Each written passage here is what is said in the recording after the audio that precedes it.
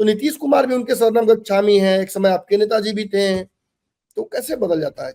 पूरा बिहार उनसे पीड़ित है और वो प्रधानमंत्री का सपना जब जब देखते हैं बिहार को बहुत बड़ा नुकसान होता है। 5 साल में 4 बार हुआ, 5 बार हुआ, वो पिछले 1 साल में उतनी चूकें हो चुकी हैं।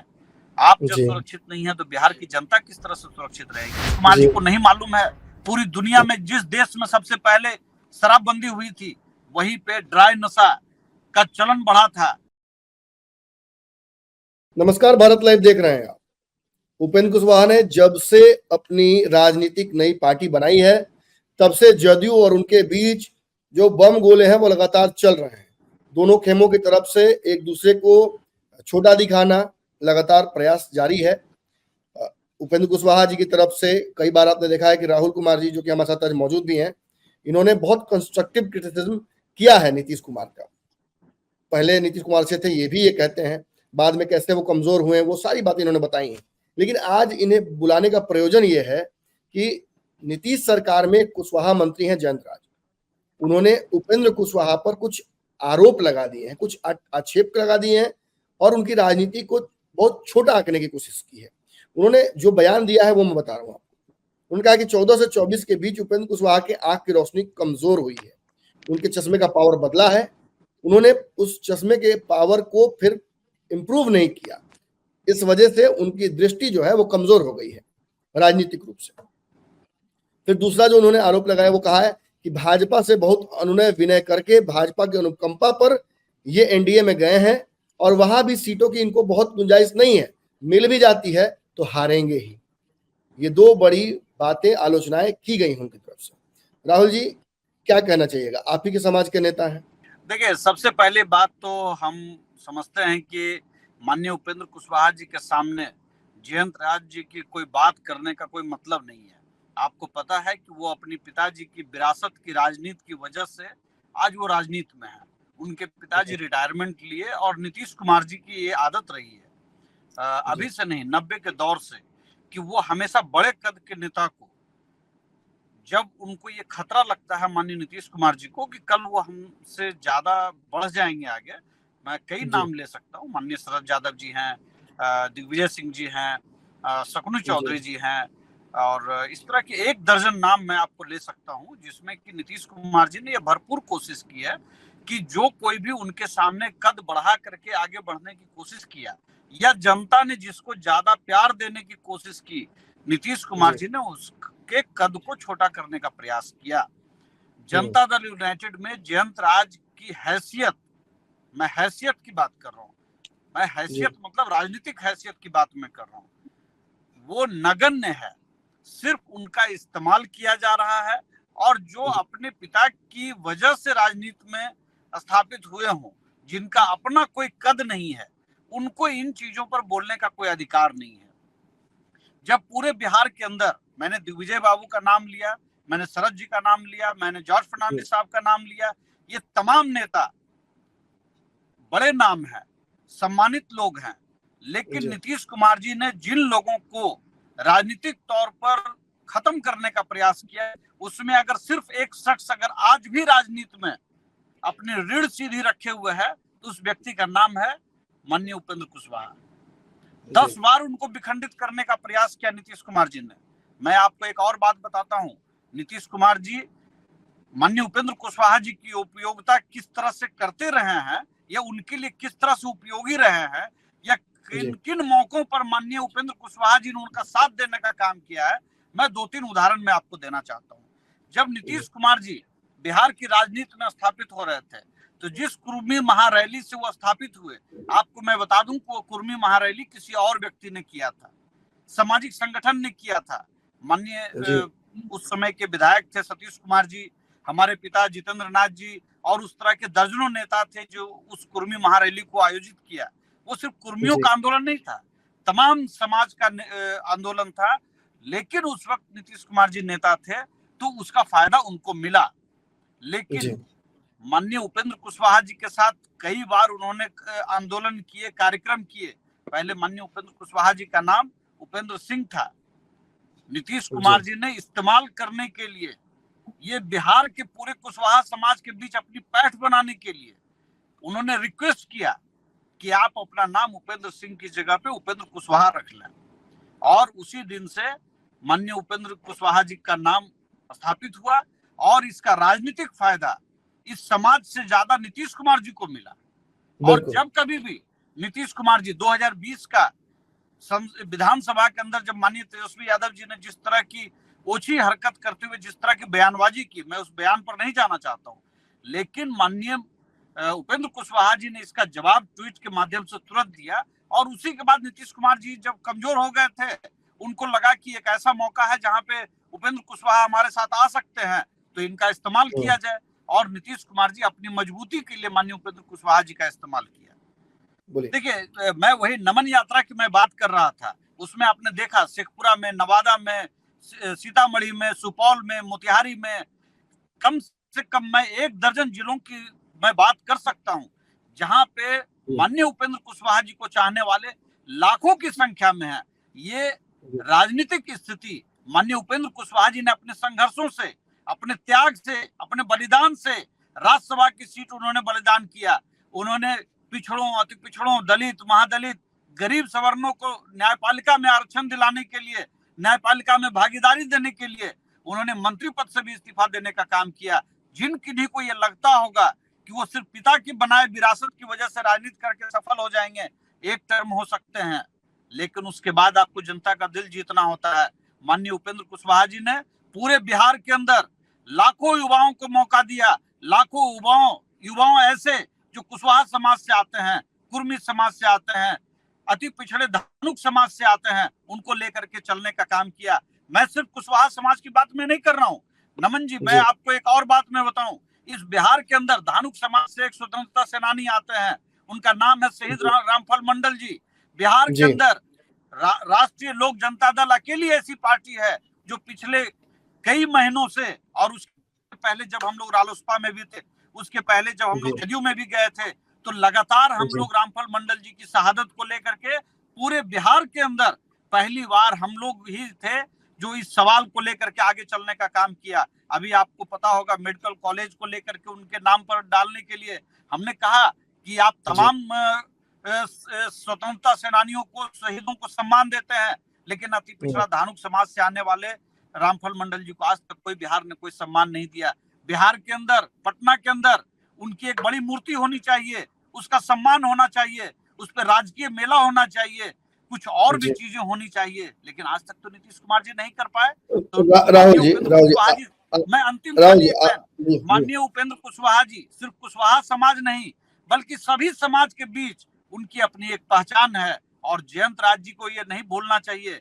आज अगर कुशवाहा समाज को इस देश के अंदर, इस बिहार के अंदर सम्मान मिल रहा है, हर पार्टियों में सम्मान मिल रहा है, तो उसकी सबसे बड़ी वजह माननीय उपेंद्र कुशवाहा जी का संघर्ष है। देखिए, आपने ये जरूर कहा कि जयंत राज जी का कद वैसा नहीं है कि वो उपेंद्र कुशवाहा पर हमला कर सके, लेकिन ये पहले व्यक्ति नहीं है। आप लगातार देखिएगा तो वो बयान का सिलसिला तो नीतीश कुमार ने ही शुरू कर दिया था, बाद में फिर ललन सिंह ने बोला, अशोक चौधरी ने बोला, अब हाल का ही बयान है कि लालू यादव ने क्या कहा था, आपको याद होगा। लालू यादव उस कद के नेता है ना कि आपके नेता पर बोल सके। उन्होंने कहा कि वो नेता ही नहीं है, मुखिया का चुनाव नहीं जीत पाएगा। देखिए, माननीय लालू जी का बहुत सम्मान है, लेकिन उन्होंने जो अपराध किए हैं इस बिहार के साथ, मैं उस पर बहुत छोटी सी बात मैं कहना चाहता हूँ। नमन जी, हमारी और उम्र 40s में है जी, और हम लोगों ने उस दौर को देखा है। हम उस दौर में दिल्ली में पढ़ते थे, जब 3 बजे पटना पहुंच जाते थे तो घर के लिए नहीं चलते थे, वहीं किसी के डेरा में रुक जाते थे पटना में। वजह, हम घर पहुंच पाएंगे कि नहीं पहुंच पाएंगे इसकी गारंटी नहीं होती थी। जो बच्चा घर से खेलने के लिए मैदान चला जाता था, वो घर से खेल करके लौटेगा कि नहीं लौटेगा। आपको दर्जनों ऐसी दुकानें, ऐसे शोरूम आपको याद होंगे जहां मीसा भारती जी की शादी में कारें लूट ली गई। इनके जो नल और नील जो हुआ करते थे, साधु जी और सुभाष जी, पूरे बिहार के अंदर क्या इन्होंने गदर मचाया हुआ था। अभी कांग्रेस में झारखंड के एक बड़े नेता हुआ करते हैं, उस समय जमशेदपुर के एसपी हुआ करते थे। अक्सर हाँ वो कहते थे कि अपराधियों को खोजते खोजते एक खास निवास तक पहुंच जाना पड़ता है। ये किसी से छिपा हुआ नहीं। जो मुख्यमंत्री के तौर पर बिहार को माननीय लालू जी ने दिया, सामाजिक न्याय का लाभ उन्होंने नहीं दिया था। माननीय बीपी सिंह पूर्व प्रधानमंत्री जी ने मंडल कमीशन को लागू किया। लालू जी अगर नहीं होते, रामसुंदर दास होते, नीतीश कुमार जी होते, कोई और होते, उनको ये देने के लिए बाध्य होना पड़ता, क्योंकि ये पूरे देश के अंदर ये क्रांति निकल पड़ी थी और लालू जी को तो उसका फायदा मिल गया। एक भ्रष्ट नेता को इसका बहुत बड़ा फायदा मिला, और न सिर्फ भ्रष्ट हैं, बल्कि उनको मैं तो कहूंगा कि जिनको कानून ने मुखिया का चुनाव लड़ने से रोक रखा है कि वो मुखिया का चुनाव भी नहीं लड़ सकते हैं, वो तबीयत उनकी खराब है। मेरी गुजारिश है कि वो आराम करें, स्वास्थ्य लाभ करें, लेकिन उनको एक काम और करना चाहिए। अक्सर आप सुनते होंगे जब अंतिम दिनों में लोग आ जाते हैं तो प्रायश्चित करते हैं।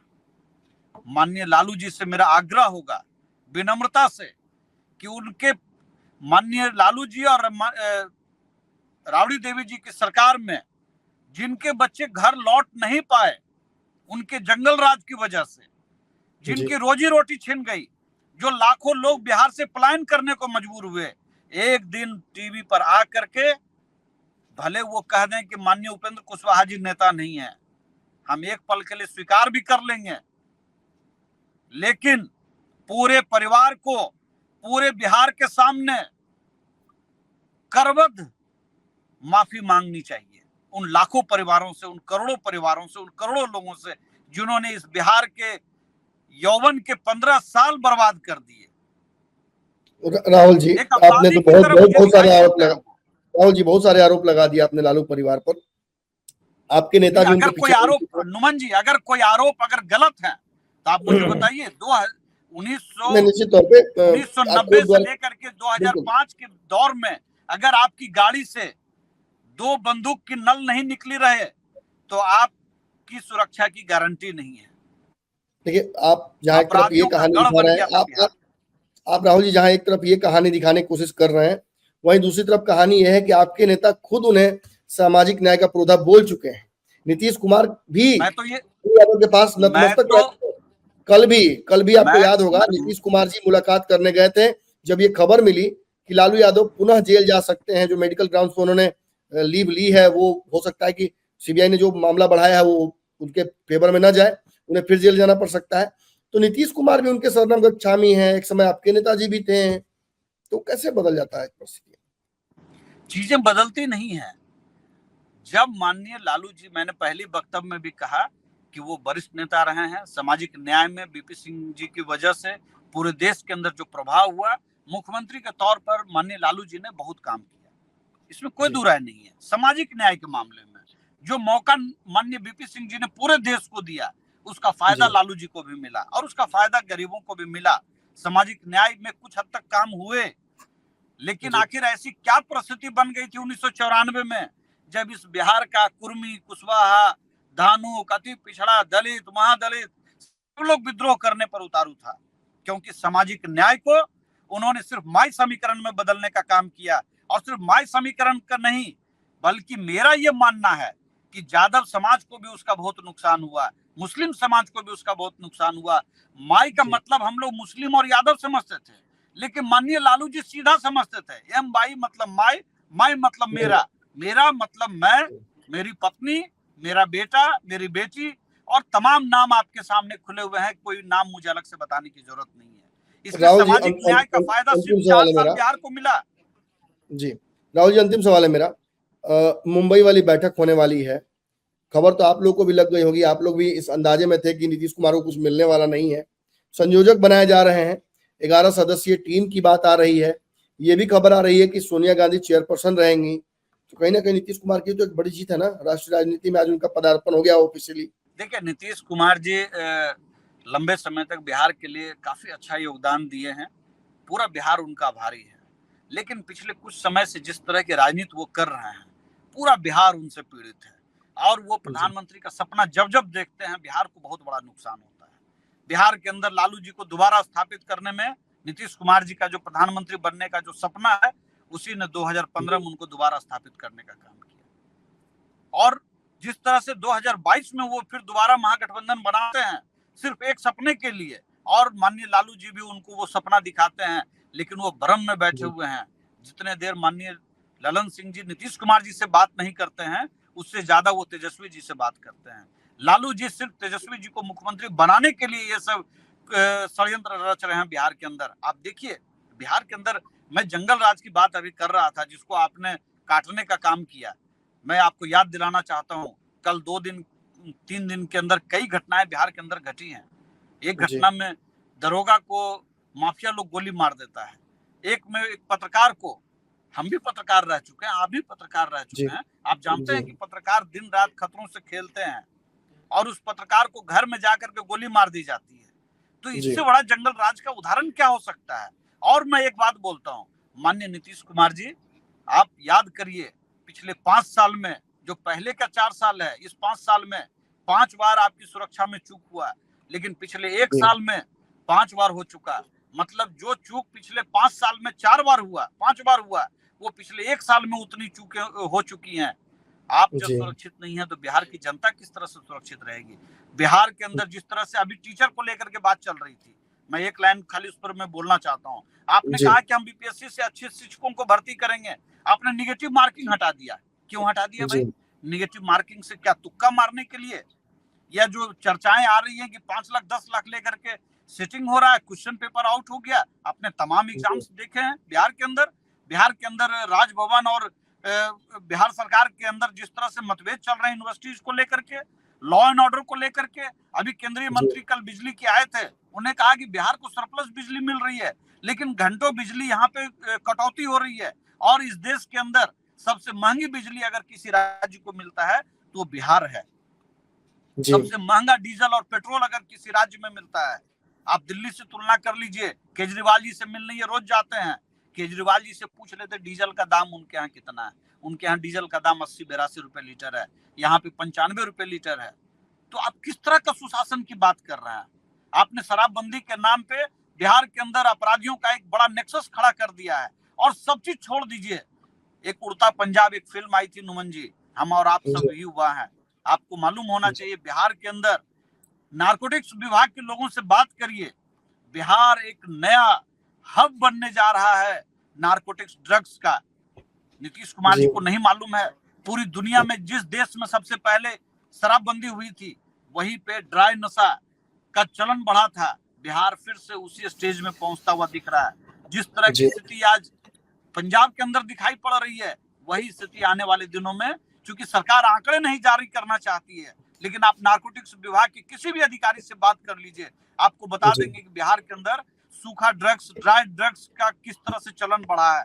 तो बिहार को प्रधानमंत्री का सपना दिखा करके एक बड़े खतरे की तरफ ले जाने की जो कोशिश हुई है, मैं समझता हूं कि बिहार के लिए दुर्भाग्य है। और जयंत राज जी से लेकर के मुख्यमंत्री नीतीश कुमार जी को 2024 में जो झटका लगेगा उसकी वो कल्पना भी नहीं कर सकता। बहुत बहुत धन्यवाद राहुल जी, बहुत बेबाकी से आपने सभी चीजों का जवाब भी दिया और विस्तृत जानकारियां भी दी। दर्शकों की तरफ से भी बहुत बहुत धन्यवाद। और जो विवाद चल रहा था लगातार, क्योंकि आपने जयंत राज की बात कर दी, आलोक मेहता के साथ ऑलरेडी एक विवाद चल रहा है, वो भी आप ही के समाज से आते हैं। निश्चित तौर पर कुशवाहा राजनीति के लिए एक तरफ जहां बहुत अच्छा समय नजर आ रहा है, वहीं कहीं ना कहीं लग रहा है कि आपस में भी मतभेद हो रहा है। शायद ये उस स्थान के लिए हो रहा हो जिसके लिए सभी जद्दोजहद कर रहे हैं। बहुत बहुत धन्यवाद। अगर ये वीडियो पसंद आई और वह बिहार के राजनीति और बिहारियत से सरोकार रखेनी तो सब्सक्राइब बटन दबा के चैनल के सब्सक्राइब कर ली। ओजे एगो घंटी बा, ओकरा बटन दबा देला से कुल सटीक और मारक खबर रुआ मुफ्त में मिल जाई। अगर रुआ पत्रकारिता के हमनी के नया प्रयोग में सहयोग कर चाहतानी तो ज्वाइन बटन दबा दी। पेटीएम नंबर नोट कर ली 9386816700। धन्यवाद।